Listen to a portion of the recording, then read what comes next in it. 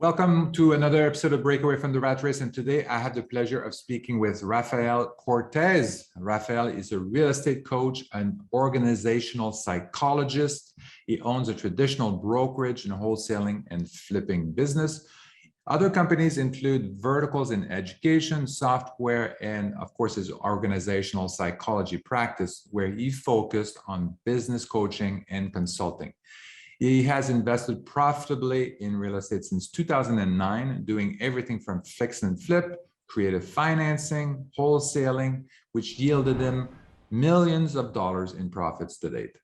Rafael is now passionate about using his investment knowledge and entrepreneurial experience and background in business to help other entrepreneurs succeed through his wholesaling coaching programs. He teaches his students how to find, negotiate, close real estate deals while building a successful and sustainable business in the process. Rafael, welcome to the show. Thank you so much for having me, Eric. Appreciate it. Yeah, so this is a very interesting profile. I think I don't have too many people on the show that have organizational psychology in their background. What interested you in organizational psychology? Well, I launched my first business when I was 21 years old, and I've always had I just been interested in human psychology, right? Like growing up, I was a kid that would watch those psychological thrillers and that sort of thing. It's just human nature has always been intriguing to me. Yeah. And I launched my first business when I was 21. And after I had that for a few years, I went back to school and I got a bachelor's in business administration. Then I jumped into a master's program, a psychology master's program. In the interim, I found out that they had this thing called organizational psychology, where you connect business and people, right? So that to me was just, kind of like a lifelong curiosity that I had for psychology and an interest into what I was doing in terms of business development and building the companies and that sort of thing. So yeah, it just kind of I had a really cool conversation with one of my counselors, and they put that on the table. I was like, wow, okay, cool, serendipitous. Yeah, So yeah, this is very.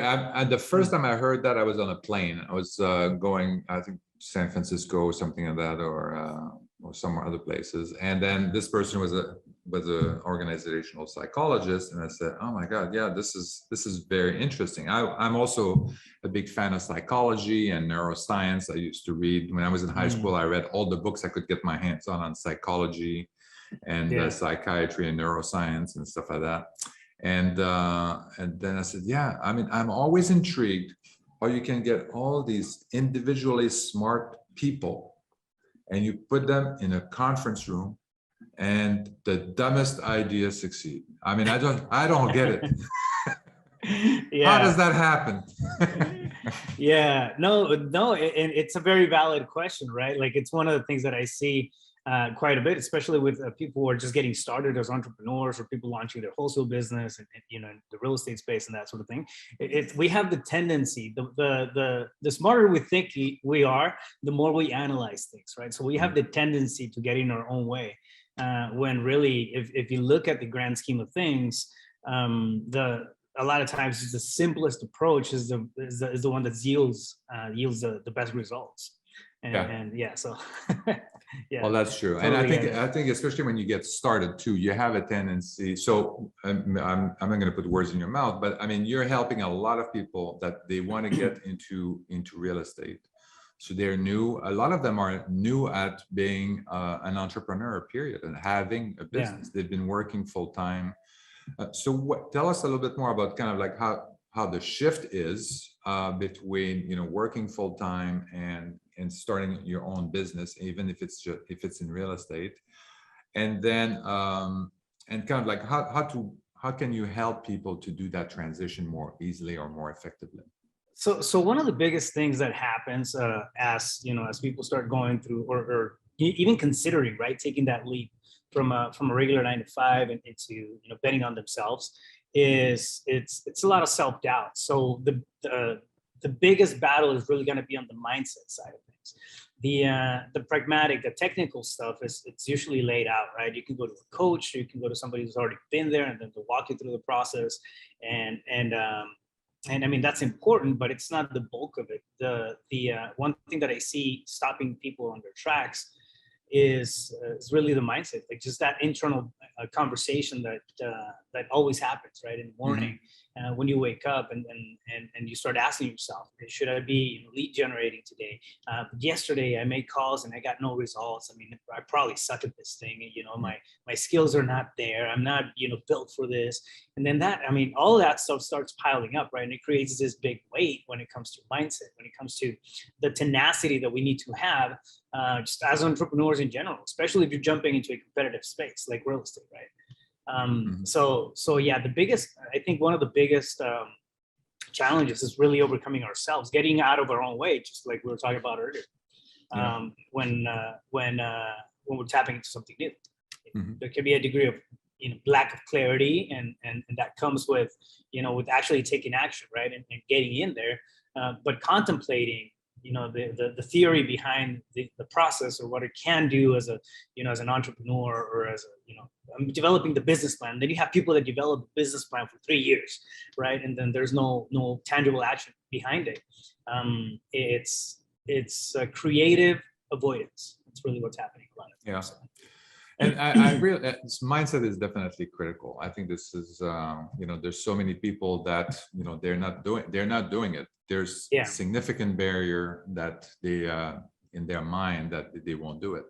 And for me, like one of the things that I talk about in my book is really create an inventory, a list of all these things, these self-doubt, these limiting beliefs that you have.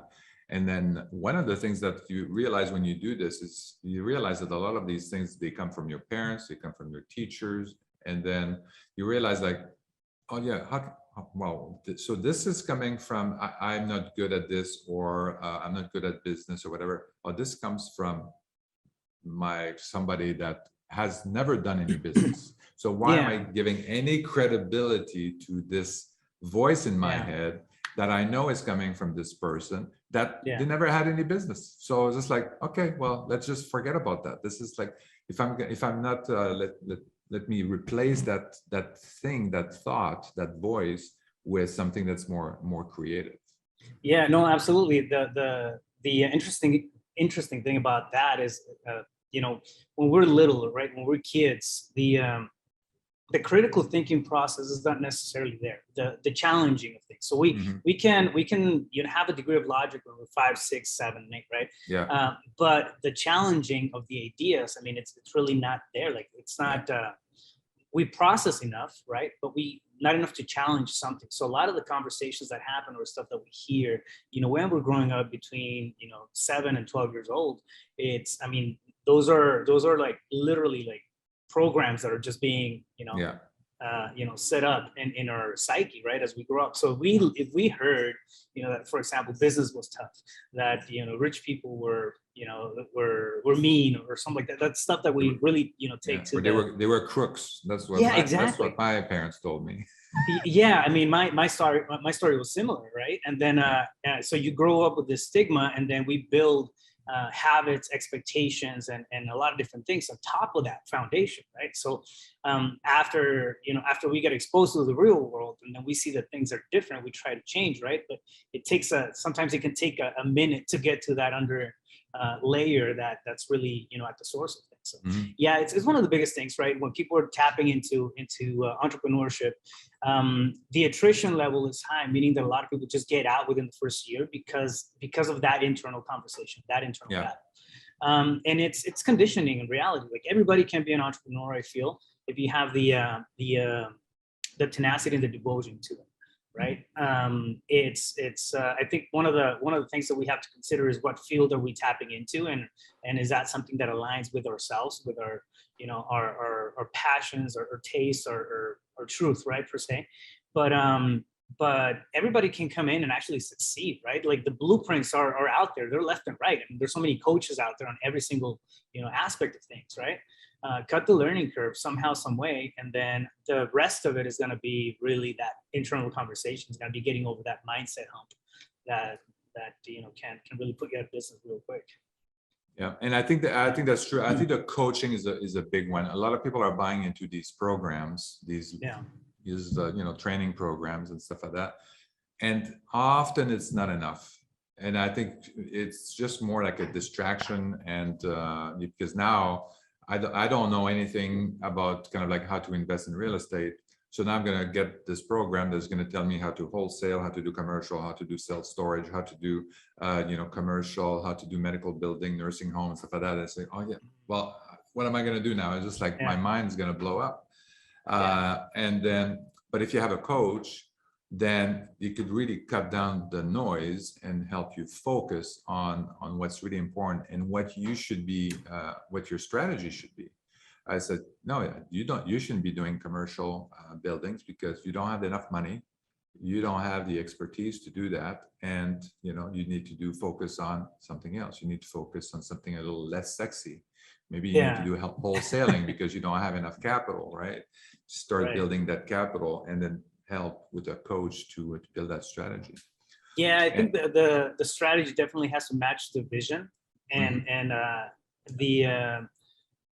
I mean, everything, like, for example, I love wholesaling because it just sets you up in first position. When you're in front of the deal, you can choose what to do with it, right? My focus right now, for example, well, when I got started, all I wanted to do was wholesale. And then I started looking at flips. And then I started, oh, you know what, I'm going to, do creative financing on this thing and then just keep it in my own portfolio. And I really got sidetracked. And what happened was that I lost, I let go of the gas on the lead generation side. So my wholesaling business altogether just started, having a deficiency there. You know what I mean? So it's easy to get, the shiny object syndrome. But, when I mentioned, for example, it's picking something that aligns to what you want to do right now. Okay, what are you focused on? If for the next year, all you want to do is capitalize, cool. Pick a strategy and, roll with that, right? Tap into it, go deep on it. And you're going to have results. It's only a matter of time when you have guidance in place. It's not a matter of if this thing's going to work. It's okay. It's when. Does it work in the next 90 days, in the next 6 months? And staying honed in on that, I think it's a big key, right? It's one thing that I see also too, for example, is a lot, somebody has $30,000, right? Say that I have a new student that came in, they have $30,000 and they're like, okay, well, what do I do? Who do I hire? Who do I bring on? A lot of times delegation is happening way sooner than it needs to be. I don't think that we need to become experts at every single area of our business, but I think that my school of thought on that is that we need to know enough so that we're dangerous. We know how the business works. We know how the business is processed. You do have to go in and then do the trench work. That has to happen inevitably, right? Otherwise, you're not, for example, if you're coming in from the corporate space and you're not used to get, the bumps and bruises that you get as an entrepreneur, it's, when you get a real challenge, it can really break you, right? So it goes back to that character building. It goes back to that entrepreneur tenacity and really the mindset. I think jumping into a space and digging the trench as you're going through the process, it's a very important thing, not just for the business itself, but for us as individuals, right? And speaking to the growth side of things. So.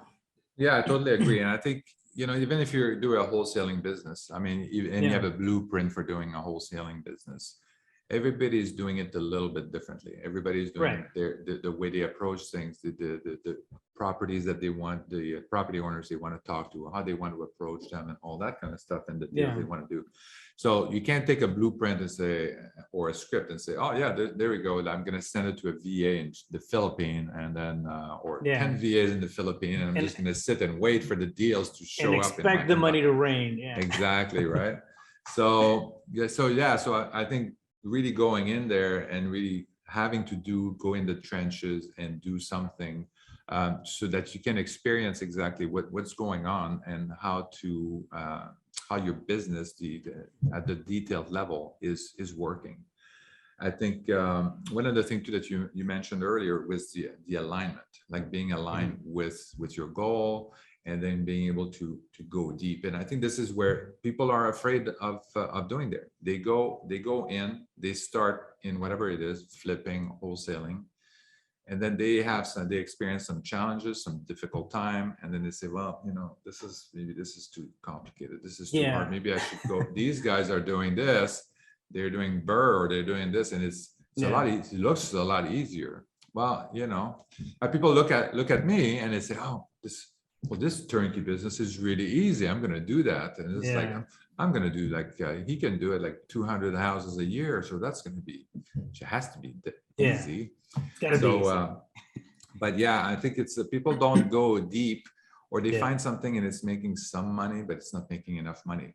Go deep, go into detail, make it more profitable, and really tweak your business, tweak that engine. If you find an opportunity, something that, or the type of deals that, or a business or a strategy that makes money, this is great. Stick to it, go deep, and go as deep as you can to make it as profitable as you can. And then after that, then if you want to switch to something else, then. Well, I think, I would invite people to think about just bolting on stuff, right? If you have something that's working as a backbone, as a strategy, right? For example, like I've had the opportunity to tap into commercial, tap into fix and flip, tap into a whole bunch of other stuff, but my wholesale business, I went heavy on that. You know what I mean? It took me intentionally the time to turn it into an operation, to an actual business that's operating even when I'm not there. And so that thing it's standing. It's everything else I do, it's a bolt on to that, to that infrastructure. But I think it's important to pick, one thing that, okay, cool, this is going to be my backbone business, and then I can do stuff that, but never stop that from running. You know what I mean? Yeah, absolutely. If you find something that's working, that's running, you operationalize it. You talked about delegation happening too soon. Yeah. It's at that point that you start operationalizing it, and then you start building like processes and hiring people to take over some of the tasks that are, where you don't need to be there anymore. And then you can focus on something else. And then you invest, you go and explore other things. But people are not spending enough time. They're not going deep enough really to experience that and have like a solid core business, and then to allow them to explore something else. Well, I think there's also a lot of distractions, right? Like we don't have, like now we have the distractions that we didn't have. Heck, I can think, 15 years ago, it's the social media stuff. There was, Facebook and a couple other ones out there, but it wasn't as dense as it is now, right? So I think that that comparison, just inevitably pops up, right? Like you're doing something and you feel like you're like, okay, cool, I gained a step today in my business. And then you jump on social media and look at Instagram and then see this other dude that just crushed it on $100,000 deal, or, whatever. And then we feel less than, like that's exactly. It's almost like a default response, right? And that can steal that sense of joy and that sense of wins that we need to start accumulating, right? To build up that confidence, build up that tenacity. We are going to get hit as entrepreneurs. It doesn't matter what industry you're in. You're going to get hit. You're going to get bumps and bruises. And the big thing is to understand, right? Like those things make us better. They make us, they help us take better decisions down the road. One approach that I love implementing when I'm tapping into a new venture or doing a new project or something is to reverse engineer.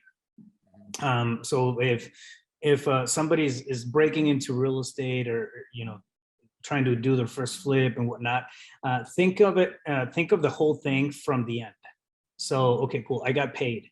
What's the step that happened right before that, right? And then okay, cool, before I got paid, I closed a title. Okay, what's the step that happened before I closed a title? We had to do the settlement statement. I remember that document, and then we had to sign, and then start documenting the whole thing in backwards, right? So you end up with this thinking from the end process. You end up with somewhat of a path that you can follow forward.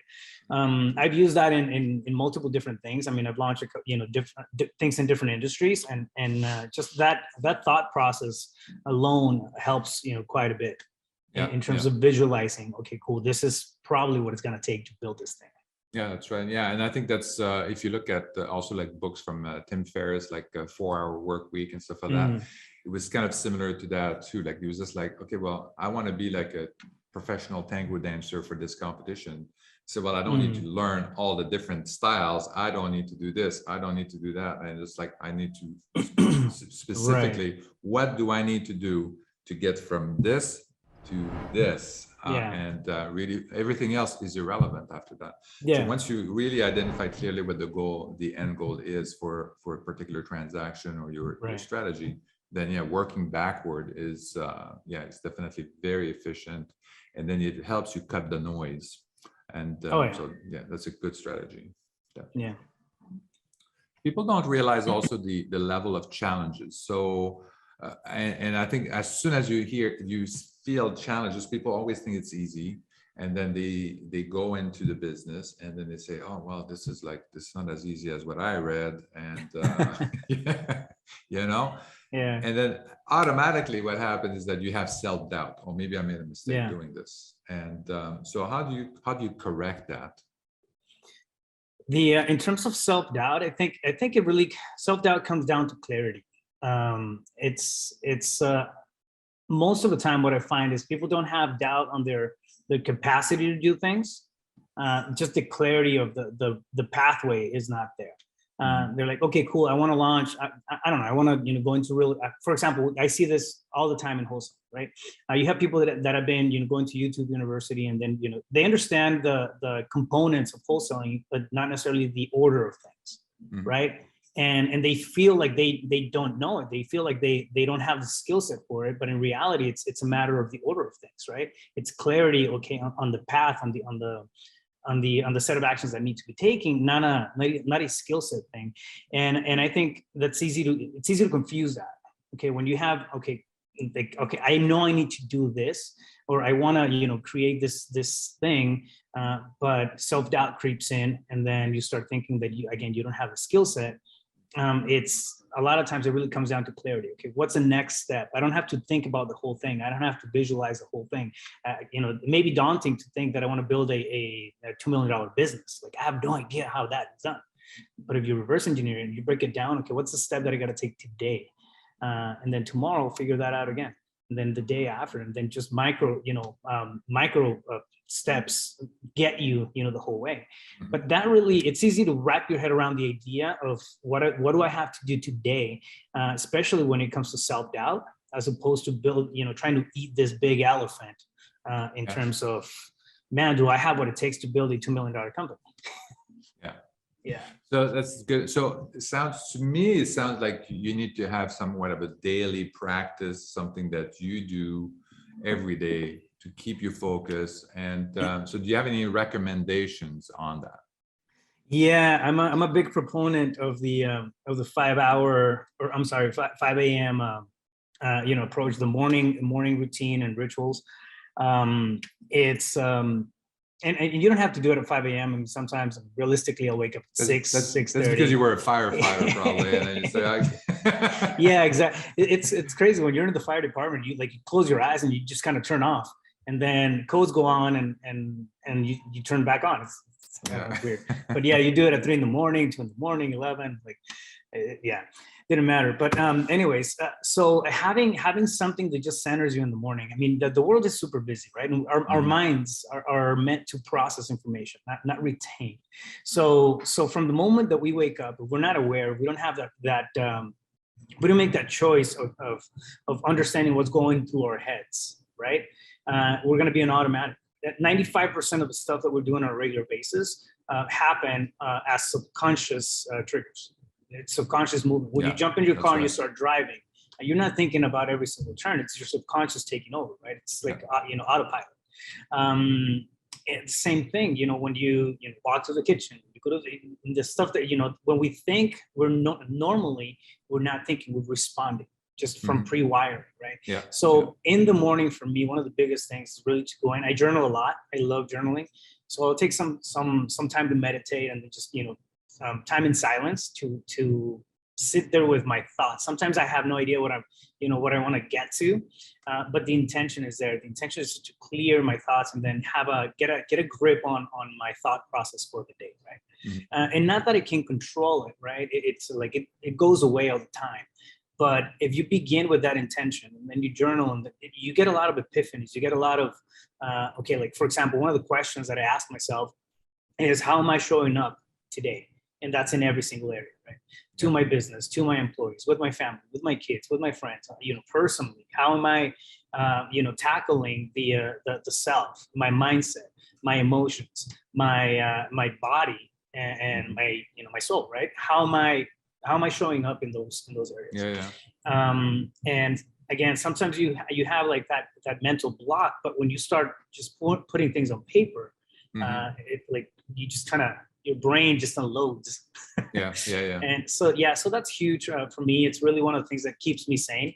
And in a constant state of reflection. So this is very good. And for me, like I do the same thing. I don't wake up at 5 a.m, but I wake up pretty early, 6, 7, and then I do yoga, and I do my kind of like meditation when I do my yoga, and it really helps me kind of like start the day right, and then really transition slowly into my the rest of my day. But I think this is very important to do something like that. And people always that's part of the problem, I think, with social media, is that you don't have a second of silence. You don't have a second to think on your own. You're constantly being bombarded with useless pieces of information, and it's important to turn that off, even if it's just like 10, 15, 20 minutes a day, and enjoy silence, and enjoy a white piece of paper with a pen in front of you, and then what are you thinking? And that's just part of the thing with the journaling. I don't do a journal personally, but I think I could see the appeal for that. I started writing things down, I mean, years ago, and it's one of those habits that I picked up, and just it hasn't gone anywhere. It just it helps me. So in order to write something, the way that I see it, here's my notebook. But the way that I see it, right, in order to write something down, you have to clarify. So and the process of clarity to write something down is really the value, right? After it goes in my notebook, I mean, realistically, maybe I'll go back and take one more look at it, but I had to clarify it in my mind to put it into paper, and then turn it into its physical form, and that process in itself, I think it's where most of the value comes. Do you remember that when, like, I remember when I was in elementary, and we had the textbooks, and junior high had the textbooks, and then every chapter had this critical thinking box. So I don't know if you ever saw those on textbooks, but on mine, so you would have the chapter, and then at the end of the chapter, you would have one page with a bunch of questions, kind of like a review, and then it would have this little corner or this box on the corner that said critical thinking, and then it would ask you, like, what would you think if whatever, or what would you do if whatever. So it was just another question, right? But the heading was critical thinking. I mean, I didn't understand that until, like, I don't know, like, realistically, maybe 8 years ago. It was like critical thinking, so thinking for ourselves, right? I think that's one thing that's really, it's almost like a lost art, just because of all the noise that's around us, right? So making the intention of critical thinking is important, right? How is are you really thinking about for yourself when it comes to your career, when it comes to the stuff that you enjoy? One scary question is that I ask all the time is, what do you enjoy? And people will always link it to, okay, I like going to the parks because my kids enjoy the park. Well, I like but there's always a link to something else, but not to the self. And that takes critical thinking. That takes asking yourself, what do I stand as an individual, and how do the actions that I'm taking on a daily basis and my environment connect to that? So I think it's part of that whole growth process. And this is important, especially in real estate, because in real estate you have so many different types of contacts with different individuals. Your contractors, your employees, you have your the title company, you have property management if you do rentals and whatnot, so you have a lot of different types of interactions, and figuring out how you're going to be presenting yourself, how you're going to what's your mental process for each of these interactions. I think it's pretty important, and you have to be flexible enough to kind of like adapt to each of these kind of environments and get what you're looking for. Yeah. So So any kind of like, so for these people that are interested in doing, getting into real estate, maybe getting into wholesaling. So so what are some of the other challenges that they might face and that, your coaching programs or a coach would actually help them alleviate? So I think one of the, think of the process, people, the term operating system is out there, right? What does that even mean? Yeah. Well, it's a way of doing business. It's a way of just, a set of actions that, take you to a desired outcome, right? The space of wholesaling doesn't really have something, that's super structured as an evergreen, right, operating system. If you look at other stuff, I mean, there's specific ways of doing things in different, industries, but wholesaling is one of those that, hasn't really been it's always been looked at as cycles, right? And and I'm a big believer that, hustle is a season. We need that, right? We need to have that attitude of hustle, but it's a season. It's not a business strategy. You can't hustle through deals, 24/7 because you're going to get burned out. You got to have a system in place. You have to automate, whatever you can, and then delegate the rest to build something that's sustainable. So one of the biggest challenges again is people understand like the pieces of the process of wholesaling, but not necessarily how to build it or how to structure into this machine, right? Yeah. I break it down, and this is I do the exact same thing. So I have an active wholesaling business. We generate anywhere from 15 to 20 deals on a monthly basis, and it's a pretty steady, process that we go off of. The consistency is there. So, but I break it down into 6 stages. So the first one is sourcing, right? There's specific things that happen during the sourcing stage. Basically, you're looking for sellers, somebody's raising their hand. How do we go about that, right? How do you source the deals? The next one is pre-qualification. This is where we, have, deeper conversations. We pre-qualify based on certain elements and whatnot, see if somebody is really a prospect or if it's just, a lead that's going to stay there, right? Yeah. From that, we send them over to acquisitions. This is where my acquisitions team, takes it from there. They go deeper in terms of that conversation. They start doing, creative deal structures if needed. Is it a wholesale deal? Is it a creative financing deal? We're going to do an ovation. We're going to flip this thing, and that's where that happens, right? But that's during the acquisitions process. Then from that, we have the dispositions process, where if we're selling the deal, that's where it goes to. We have buyers list and the entire marketing process. And it's a, pretty automated, system, right? When you plug it all into place. So most companies or most people doing business stop there. Once they sell the deal, they get that settlement statement, they get the check, like, okay, cool. How do I find the next guy or gal? And they go back, but they don't review. So they're not tracking, they're not measuring. So the one that comes after disposition is always measuring. What are your KPIs looking like?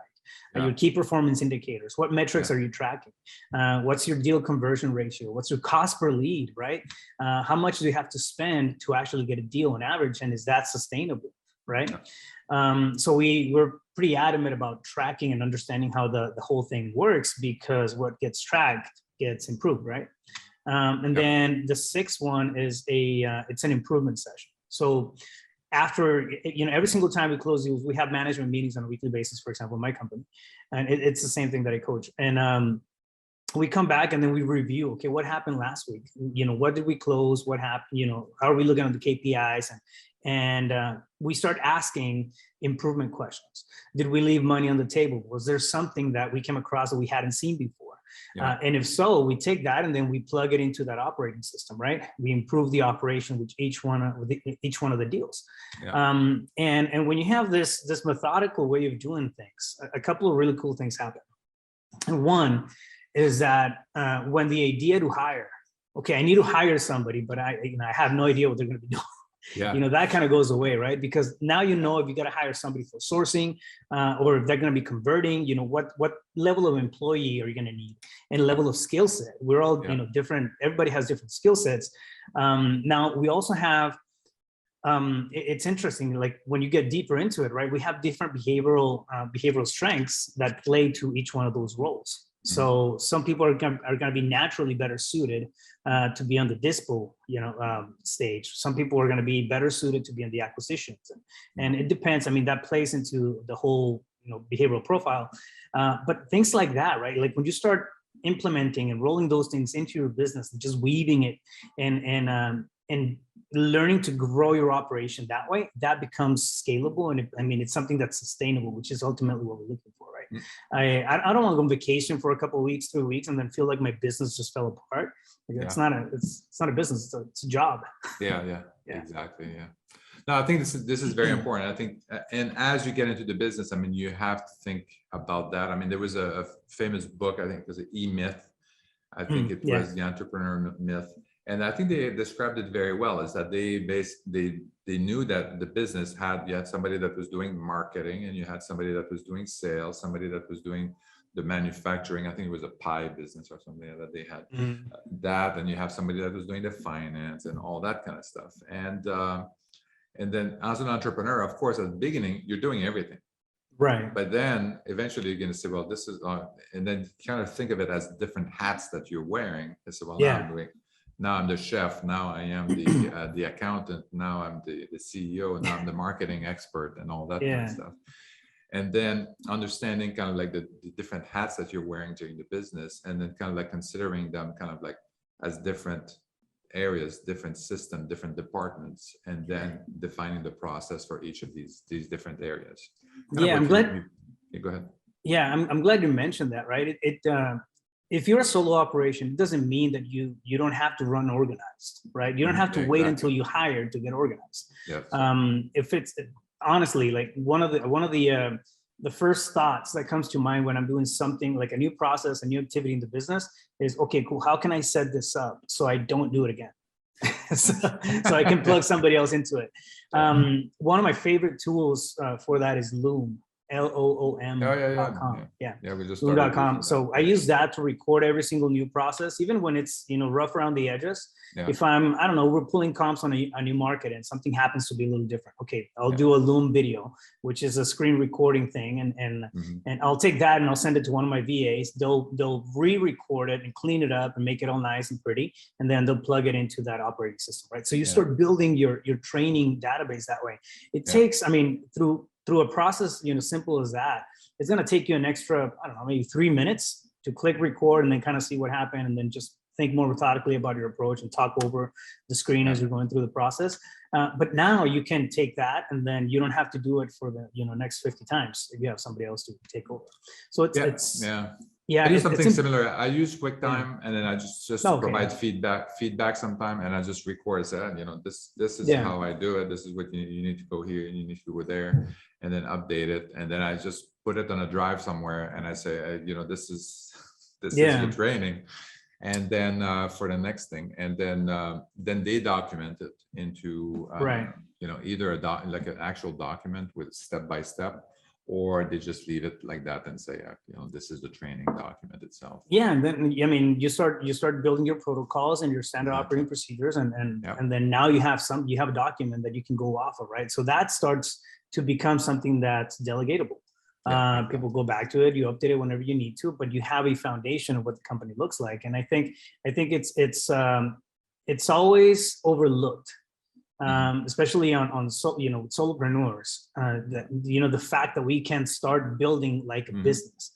So one of the biggest things that I actually learned from the E-Myth is think about your business as if you were to sell it tomorrow or turn it into a franchise model. Like if I sell, the value may be there, right? But it's all in my head. Nobody's going to pay me for that. And I'm definitely not going to stick around to walk everybody, through the process and handhold, right? But if I get it out of my head into this organized, setup, or take something that's already set up and then replicate it, that has, value to it. So it's important to think, to approach business that way, right? Start getting away from that hustler mentality.